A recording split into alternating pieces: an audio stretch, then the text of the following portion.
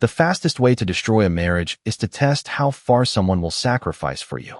Rebecca stood near the front door with one hand wrapped around the handle of her silver suitcase and the other gripping her phone like she expected me to beg before she reached the driveway. She had rehearsed this moment. I could tell by the way she held her chin up and avoided blinking. People practice exits when they want to feel powerful. "I'm moving out tonight," she said. "Don't contact me again." I looked at her for 3 seconds. Long enough to make her uncomfortable. Short enough to keep control. "Fine," I said. That single word hit harder than screaming ever could. Her expression shifted for half a second. Confusion. Then irritation. Rebecca expected resistance. She expected questions, anger, bargaining, something emotional enough to confirm she still owned the center of my world. Instead, she got silence. Cold. Flat. Final. She adjusted the strap on her purse and scanned my face one more time like she was searching for cracks in concrete. "That's it?" she asked. "You have nothing else to say?" I leaned back against the kitchen counter. "You already made your decision." Her jaw tightened. 6 years together, and she still treated calm men like unfinished puzzles. Rebecca believed every quiet person eventually broke under pressure. The truth sat right in front of her. Quiet men usually break first in private. Then they rebuild in ways nobody sees coming. She grabbed the suitcase handle and rolled it across the hardwood floor toward the front door. I watched the reflection of the hallway light slide across the aluminum edges of the luggage she bought using my Amex card 3 months earlier. Rebecca loved expensive exits. The front door opened. "Claire's picking me up," she said. I already signed the lease. Of course she had. Rebecca handled relationships like legal negotiations. She prepared backup plans months ahead, shifted money between accounts in small increments, copied tax files onto encrypted cloud storage, and forwarded attorney emails into a hidden Gmail folder she thought I never found. 3 weeks ago, I paid a forensic accountant $4,000 to map every transfer linked to our joint finances. Rebecca covered her tracks well. Most people would have missed the pattern. Small withdrawals, separate debit purchases, consultation retainers buried under fake invoice descriptions. But patterns always surface when emotions drive financial behavior, especially guilt. Especially fear. I heard tires crunch outside the house. Claire arrived right on schedule. Rebecca looked at me again, waiting, hoping for something dramatic. Instead, I reached for my phone. "Good luck," I said. That one hurt her more than hate would have. She walked out without another word. The door shut. Silence filled the house for exactly 4 seconds before my phone vibrated on the counter. St. Vincent Medical Center. I answered immediately. "Mr. Cole," the coordinator asked. "We're confirming tomorrow's final compatibility review before surgery." My eyes stayed fixed on the closed front door. "Cancel the donor procedure," I said. The woman paused. "Sir, are you certain?" I opened Rebecca's contact profile, stared at her photo for 1 second, then deleted the emergency authorization forms connected to her father's case. "Completely certain," I replied. Then I ended the call. 30 seconds later, my phone lit up again. Rebecca's father was calling me directly. People love calling a marriage complicated when they want to avoid saying someone slowly turned selfish. Rebecca mastered that strategy years ago. She framed every cruel decision as self-care, every lie as emotional survival, every secret as something I forced her into by being distant. The funny part? She started using that word right after I caught her opening a private checking account through a credit union 20 miles outside Seattle. She thought paperless statements made her invisible. They only made her predictable. After ending the call with the hospital, I stared at my phone while Rebecca's father kept calling. 3 times in less than a minute. I let the screen light up until the vibration stopped. Then I opened the file Mason Turner built for me 2 months earlier. Mason handled high-asset divorces for tech executives who married emotionally unstable people with spending addictions and victim complexes. His exact words. He told me something during our second meeting that stayed in my head ever since. The spouse who talks the most during a separation usually loses leverage first. Rebecca never stopped talking. She texted paragraphs during arguments. She forwarded screenshots to friends. She documented emotions like evidence in a trial nobody asked for. Meanwhile, I built timelines, bank transfers, email metadata, shared subscription logins, Uber receipts linked to locations she claimed she never visited. I already knew about Daniel Mercer before Rebecca packed her suitcase. 46 years old. Regional Operations Director. Divorced twice. Expensive watches. Midlife crisis disguised as confidence. Rebecca met him during a medical fundraiser last spring. 3 weeks later, she changed her phone passcode and started taking calls inside the laundry room with the faucet running. Most affairs begin long before sex enters the picture. They start with performance. New clothes. New phrases. New complaints. Rebecca spent months rewriting our marriage into a story where she played the exhausted woman trapped beside an emotionally unavailable husband. That narrative helped her sleep at night. It also helped her justify moving money. 5,000 here. 800 there. Small enough to avoid triggering fraud alerts. Large enough to build escape velocity. Mason traced everything anyway.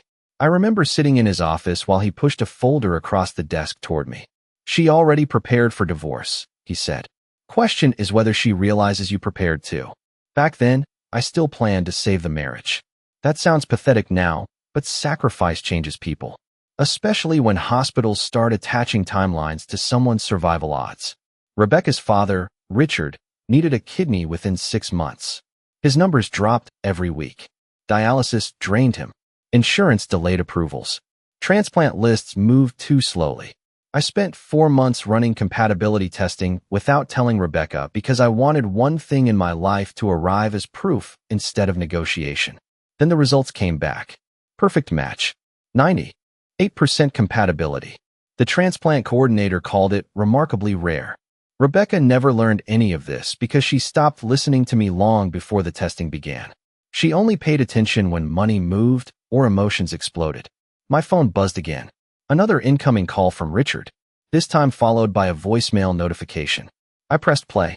His breathing sounded strained. Ethan, please call me back before Rebecca hears from the hospital. She does not know what you canceled yet. Then his voice dropped lower. And there is something else you need to know about your wife. The moment people realize they lost control, they start searching for information they ignored for months.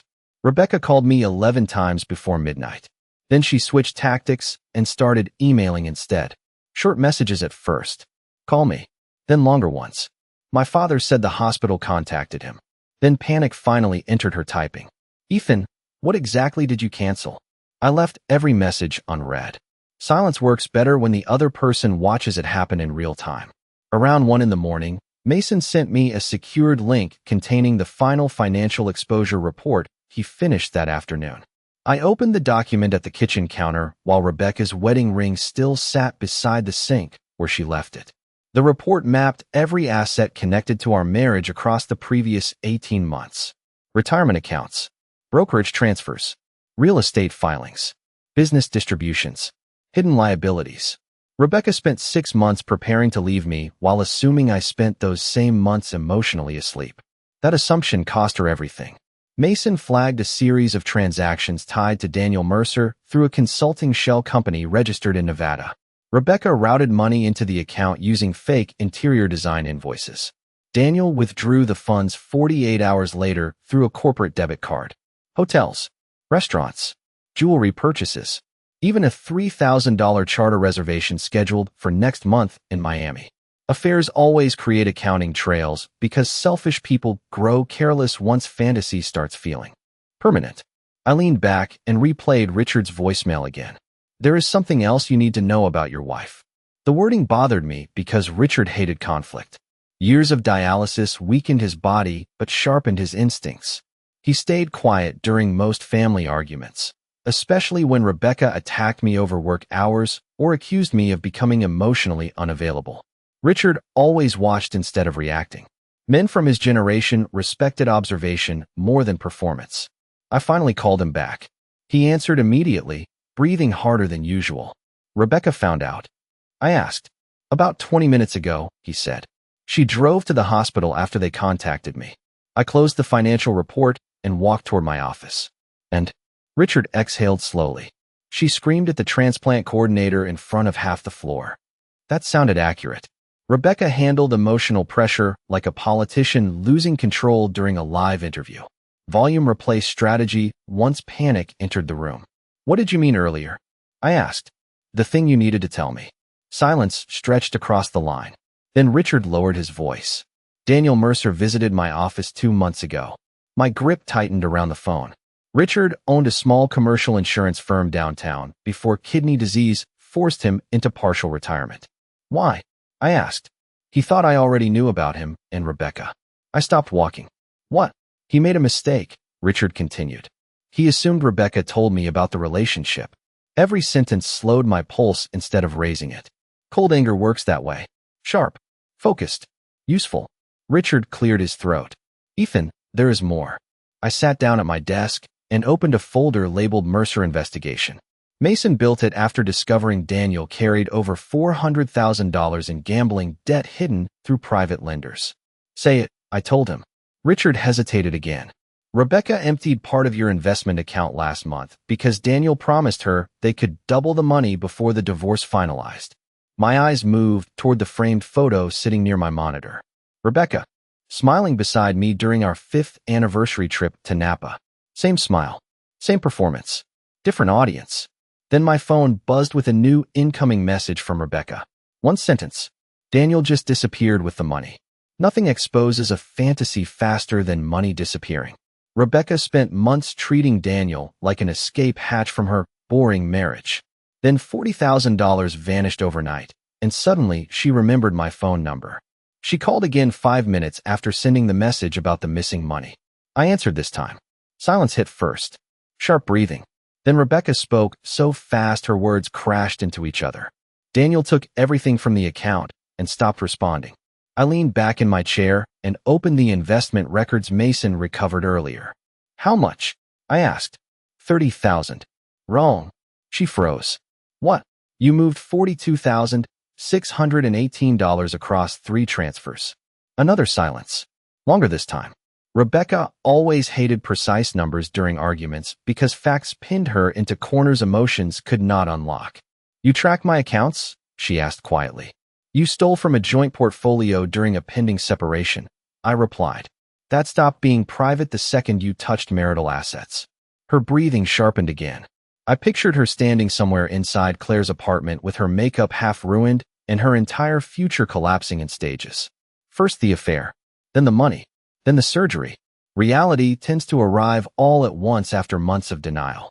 Ethan, listen to me, she said. I can explain everything. I already explained it to myself. Daniel manipulated me. Daniel profited from you. That sentence landed hard because Rebecca valued control more than loyalty. Affairs hurt people. Manipulation humiliates them. She swallowed hard before speaking again. Please call the hospital back. Straight to the point now. Interesting. I opened another folder on my desktop labeled Emergency Medical Authorization. Richard's declining numbers sat highlighted in red across the top page. Kidney function down again. Increased cardiac strain. Escalating risk category. Your father deserves better than this situation, I said. Then help him, she snapped. You were going to do it anyway. There it was. Entitlement wrapped inside desperation. Rebecca still viewed sacrifice like a service she could schedule whenever convenient. You left the marriage 3 hours ago, I replied calmly. You told me never to contact you again. This is different. For you, maybe. Her voice cracked for the first time since the call started. My father could die. I closed my eyes for 1 second because that part still mattered to me more than I wanted to admit. Richard treated me like family long before Rebecca started treating me like an obstacle. He showed up after my mother's funeral. He loaned me startup money when banks laughed at my business plan. He respected consistency more than image. Losing him would hurt. Rebecca sensed hesitation immediately. She always read emotional shifts faster than logic. Please, she whispered. I know I screwed up. You built this, I said. Piece by piece. Another pause. Then she lowered her voice even further. Daniel told me you were hiding money from me. I almost laughed. Daniel owes private bookmakers hundreds of thousands of dollars. I did not know that. You never checked because you wanted the fantasy more than the truth. The line went quiet again. Then another voice suddenly entered the background. Male. Deep. Calm. Rebecca, the voice said. You need to tell him about the life insurance policy before somebody else does. Every muscle in my body tightened instantly because I recognized the speaker. Claire's husband. Andrew Bennett. Federal fraud investigator. The most dangerous secrets inside a marriage usually hide behind paperwork nobody reads carefully. Insurance forms, beneficiary updates, digital signatures. Rebecca stayed silent for almost 10 seconds after Andrew mentioned the life insurance policy. That silence told me more than any confession ever could. "Rebecca," I said calmly, "what policy?" She inhaled sharply. "It is not what you think. People always say that right before proving the exact opposite." Andrew took the phone from her. "Ethan, I need you to stay rational for the next 60 seconds. Federal investigators develop a specific tone after years around financial crimes. Direct, controlled, emotionless. Talk," I said. "3 months ago, Rebecca increased your executive life insurance coverage through Hawthorne Mutual." My stomach tightened slightly because I remembered signing renewal packets during a 70-hour workweek while preparing investor meetings for my company. Rebecca handled most household administration back then. "How much coverage?" I asked. $5 million. My office suddenly felt smaller. "Beneficiary?" "Rebecca." "Of course." Andrew continued before I could respond. "Normally that means nothing. Married couples update policies all the time. Problem is Daniel Mercer accessed the policy documents 6 weeks later using Rebecca's shared tablet." I stood up immediately. "How do you know that?" "Because Mercer already sits under active federal review tied to offshore gambling networks and insurance fraud operations." Every word sharpened the room around me. Mason suspected debt. Federal investigators meant something far uglier. "Explain carefully," I said. Andrew lowered his voice. "Mercer targeted wealthy married women with access to high-value insurance structures. He manipulated emotional relationships, pushed financial transfers, then used shell entities to siphon funds." Rebecca started crying somewhere behind him. Actual crying this time. Raw. Panicked. "I swear I never knew any of this," she said. Andrew ignored her and kept talking to me instead. 2 women connected to Mercer filed suspicious insurance modifications before sudden medical emergencies involving their spouses. My jaw locked hard enough to hurt. Medical emergencies? Car crashes. Prescription interactions. Equipment failures. He paused briefly. Nothing produced criminal charges. Yet patterns exist. I walked toward the safe built behind the bookshelf in my office and entered the 6-digit code with steady hands. Inside sat folders, passports, backup drives, and the transplant approval packet with my signature across the final authorization page. Rebecca had spent months sleeping beside me while another man studied my insurance value like a business opportunity. Did Rebecca know? I asked. Andrew answered immediately. "I see manipulation indicators all over this situation. Financial coercion, emotional dependency, escalation behavior. Mercer played her. She still transferred the money. Yes. She still lied. Yes. She still walked out tonight." Andrew stayed quiet after that because facts limit sympathy. Rebecca suddenly grabbed the phone back from him. "Ethan, please listen to me," she said through tears. "Daniel told me you were hiding assets before filing for divorce. He said moving money protected me. So you trusted him over your husband." I was angry. "You were greedy." Her breathing broke apart again. "I never wanted anything bad to happen to you." I looked down at the transplant packet inside the safe. The irony almost made me laugh. While I prepared to give part of my body away to save her father, she built a financial escape plan beside a man under federal scrutiny for targeting insured spouses. "Ethan," Rebecca whispered, "please call the hospital back." I closed the safe slowly. "Why?" "Because my father needs you." Interesting choice of words. Silence. Then another incoming call interrupted everything. Unknown number. Washington, D.C. Andrew spoke instantly. "Answer that." I pressed accept and heard a calm female voice on the other end. "Mr. Cole, this is Special Agent Vanessa Ruiz with the Financial Crimes Task Force. We need to discuss Daniel Mercer immediately because your name appeared on a recovered document labeled Phase 2. Most people think betrayal arrives with one terrible decision. Real betrayal grows slowly through access. Shared passwords, shared calendars, shared trust. Daniel Mercer never needed to break into my life because Rebecca opened the door for him herself. Phase 2. I repeated into the phone while standing motionless beside the safe. Special Agent Vanessa Ruiz spoke with the calm precision of someone who spent years delivering ugly information to stun people. "Mr. Cole, Daniel Mercer maintained categorized files on financial targets. We recovered partial documents after a federal seizure in Arlington. Earlier tonight. Earlier tonight. The timing hit me immediately. Daniel vanished because the operation finally collapsed around him. What exactly was my file? I asked. We are still processing encrypted material, she replied. But your profile included executive insurance coverage, medical data references, marital instability indicators, and projected liquidity estimates tied to a potential probate event. Probate event. Clean language for death. Rebecca started crying harder in the background after hearing those words. I felt strangely calm. Rage burns hot at first. Then survival instincts freeze everything into focus. Did Rebecca know any of this? I asked. Current evidence suggests emotional manipulation rather than active conspiracy, Ruiz answered carefully. However, her financial transfers created legal exposure. Andrew stepped back into the conversation.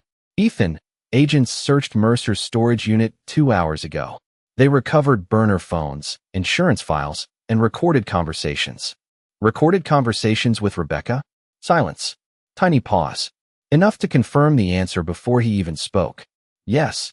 I sat back down at my desk and opened my laptop again. One screen displayed our investment accounts. Another showed the timeline Mason created mapping Rebecca's transfers against Mercer's communication logs. Patterns aligned perfectly now. Every major argument in our marriage happened within 24 hours of Rebecca speaking to Daniel. Every accusation, every emotional outburst, every threat about divorce. Daniel engineered pressure points while draining money through emotional dependency. Rebecca probably thought she was reclaiming power. In reality, she moved exactly where someone else pushed her. There is another issue, Agent Ruiz said. Mercer accessed medical records tied to Richard Bennett's transplant evaluations. That statement cut deeper than the insurance fraud. How? I asked sharply. Rebecca forwarded appointment confirmations through unsecured email chains. Mercer gained access through shared devices. I closed my eyes briefly. Richard's entire medical crisis became leverage inside another man's scam operation because Rebecca trusted attention more than judgment. What was he planning? I asked. Ruiz answered carefully again. We believe Mercer intended to accelerate marital separation while positioning himself as Rebecca's primary emotional and financial dependency source. And after that, another pause. Your projected insurance payout exceeded $5 million. Rebecca suddenly shouted through tears. I never wanted him dead. I swear to God. Nobody answered her because intent matters less once consequences start moving. I opened the transplant packet again and stared at my signature. Months of blood work, compatibility testing, cardiac evaluations, nutrition restrictions. I built my entire schedule around saving her father while she built an escape route beside a federal target.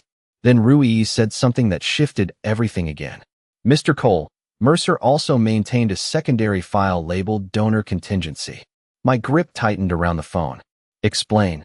Papers shuffled on her end before she answered.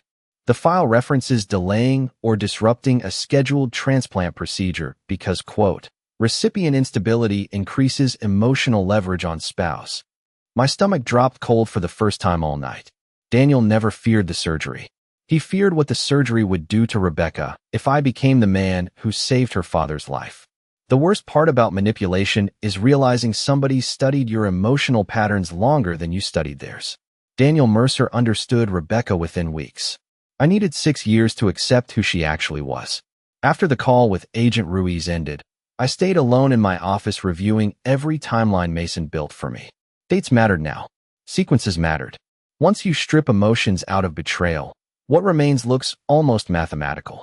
Rebecca met Daniel at the charity fundraiser in April. 2 weeks later, she changed the beneficiary access settings tied to our insurance portal. 1 month after that, she started pushing arguments about personal freedom and separate finances. Then came the emotional distancing. Late-night texting, sudden gym memberships, business dinners that stretched past midnight. Every stage lined up beside. Mercer's financial collapse. He needed liquidity. Rebecca needed validation. I became the bridge connecting both problems. My phone vibrated again. This time Richard called directly instead of leaving a voicemail. I answered immediately. His breathing sounded weaker than before. Rebecca left Claire's apartment, he said quietly. Where did she go? She drove to your house. I glanced toward the security monitor mounted beside my desk.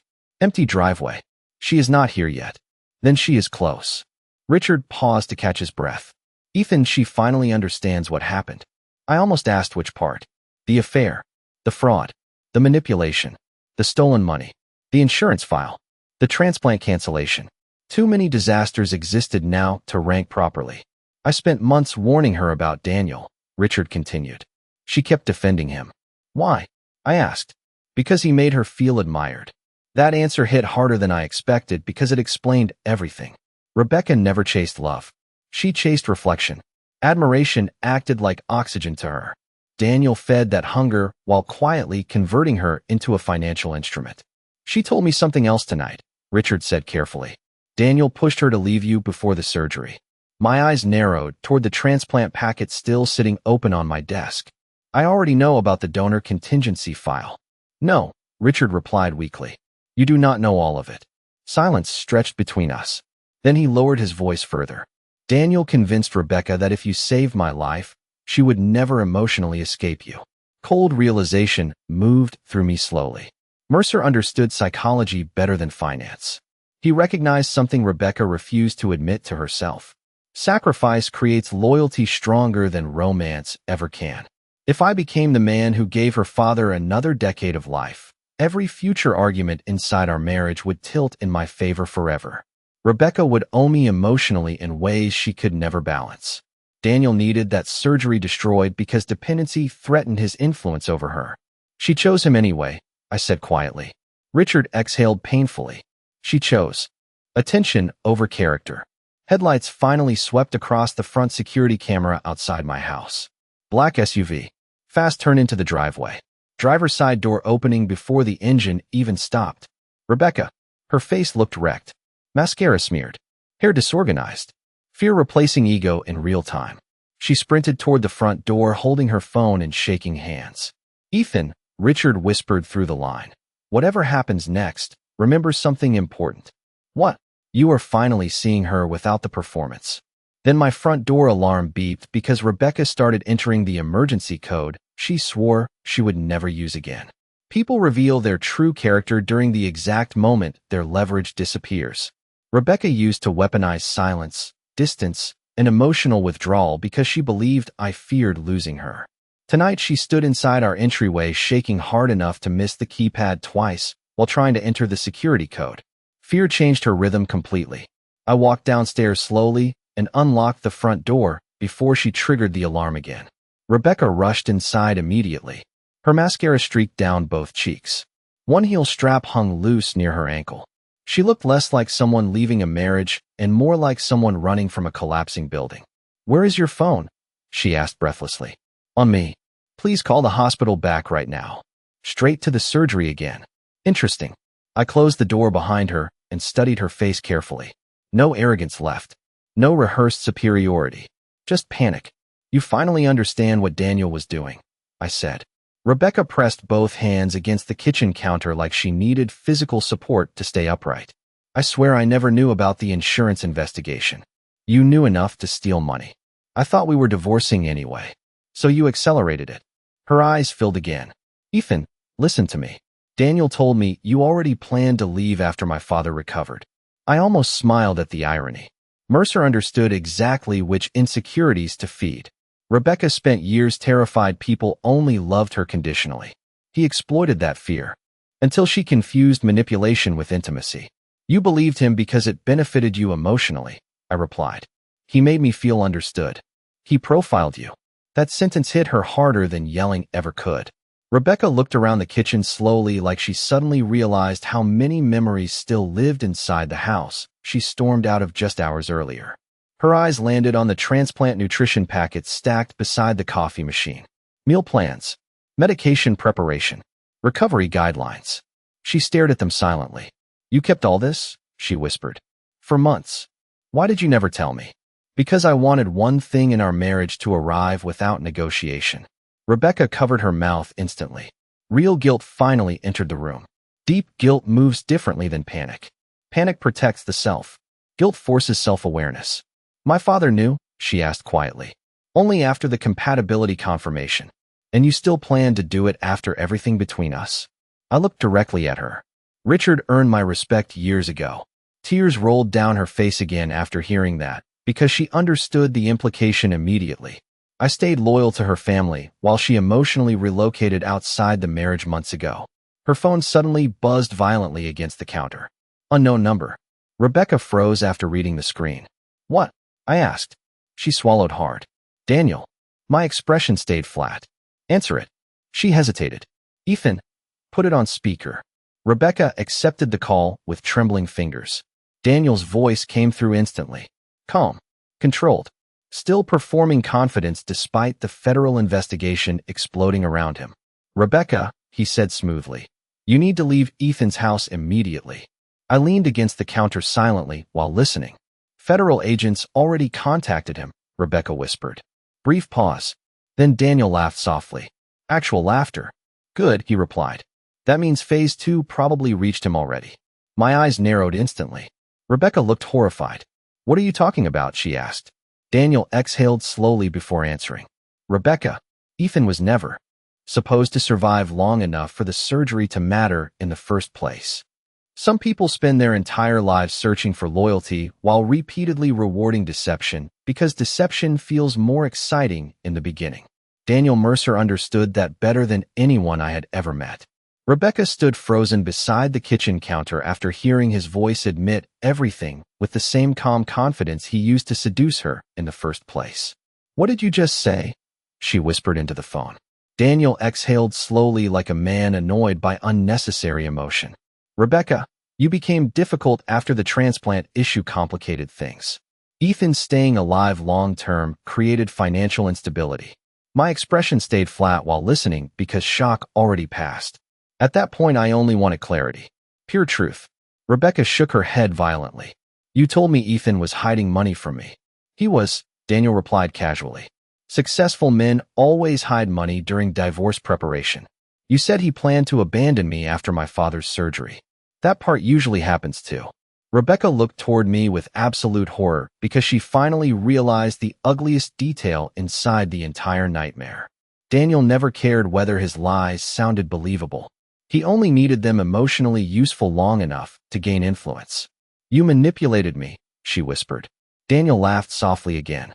Rebecca, you manipulated yourself. I simply gave you permission. That sentence changed something inside her permanently. I saw it happen in real time. The collapse of ego. The death of fantasy. The terrifying moment a person recognizes their own reflection inside every bad decision they blamed on someone else. Federal agents already raided your storage unit. I said calmly into the phone. Your operation is finished. Brief silence. Then Daniel answered with surprising confidence. Maybe, maybe not. I walked toward the counter and picked up Rebecca's abandoned wedding ring. Cold metal. Small object. Massive history. You targeted married women with insurance policies, I said. You pushed emotional dependency to access money. Allegedly. And you studied my transplant schedule because saving Richard threatened your leverage over Rebecca. Daniel paused longer this time. Finally, a weak point. You know what your problem is, Ethan? He asked quietly. You think sacrifice earns love. I stared at Rebecca while answering him. No. Sacrifice reveals character. Silence hit the call again. Heavy silence. Rebecca broke first. My father could die because of this. Daniel responded instantly. Your father was dying long before I met you. Cruel. Efficient. Emotionless. Rebecca finally ended the call with shaking hands before collapsing into a chair near the kitchen island. Tears streamed down her face while years of arrogance drained out of her all at once. I ruined everything, she whispered. I looked at her for a long moment before answering. No, you revealed everything. That mattered more. Marriages rarely collapse from one terrible night. They collapse through repeated moments where somebody chooses admiration over integrity, excitement over loyalty, ego over truth. Rebecca wiped her face slowly and looked toward the transplant packet beside the coffee machine. Will you still do the surgery? She asked quietly. Straight question. No manipulation left inside it. Just pain. I thought about Richard. About hospital rooms. About 6 months of preparation. About every blood test and every meal plan sitting inside that folder. Then I thought about the version of myself from 1 year ago. The man who kept sacrificing pieces of himself hoping love would eventually feel safe again. That man disappeared tonight. Your father deserves to live, I said finally. Rebecca started crying harder after hearing those words because she understood the second half without me saying it. Richard still mattered to me. Our marriage did not. 3 months later, the surgery succeeded. Richard recovered steadily. Federal prosecutors indicted Daniel Mercer on fraud, financial conspiracy, and multiple insurance-related charges tied to several ongoing investigations. Rebecca moved into a small apartment downtown and started therapy twice a week after liquidating nearly everything she owned to settle legal exposure connected to Mercer's transfers. We signed divorce papers quietly 6 months after the operation. No screaming, no revenge, just signatures. The final time I saw Rebecca happened at Seattle-Tacoma International Airport almost a year later. She spotted me near a boarding gate and froze instantly. I looked healthier, lighter, peaceful in ways money never creates. She opened her mouth like she wanted to apologize again. I gave her a small nod instead and kept walking toward my flight. Some endings deserve closure. Others deserve distance. Because the most dangerous thing about betrayal is not the lie itself. It is realizing how long you kept loving someone who only valued you when you were useful.